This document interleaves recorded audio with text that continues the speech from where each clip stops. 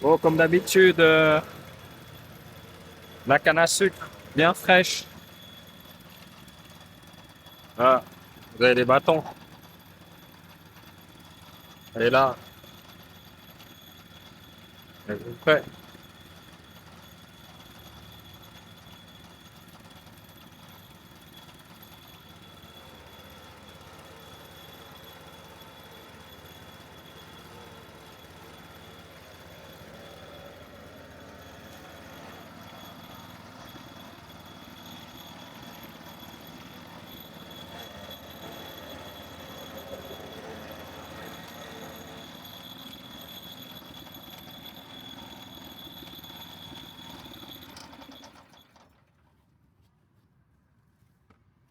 Hmm.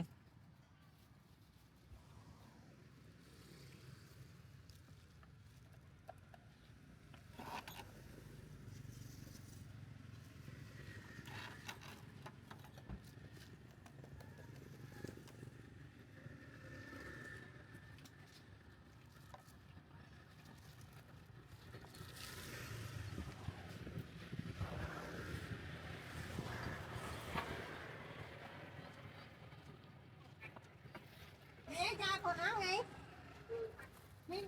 Còn ăn không ai thay cha, thuê thuê.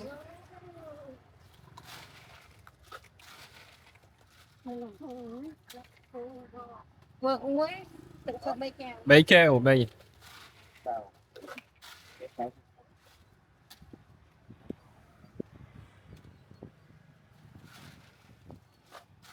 Nó mà Còn đó hả? Nấu cơm rồi. hôm nó Ok.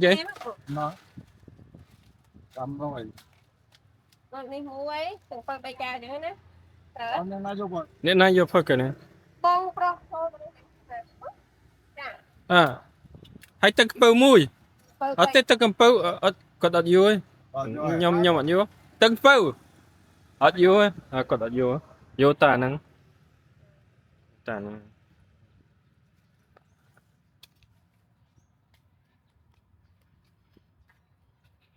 Tepi keo.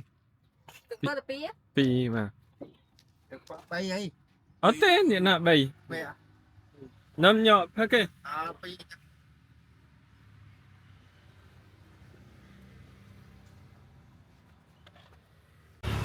Je prends des ananas.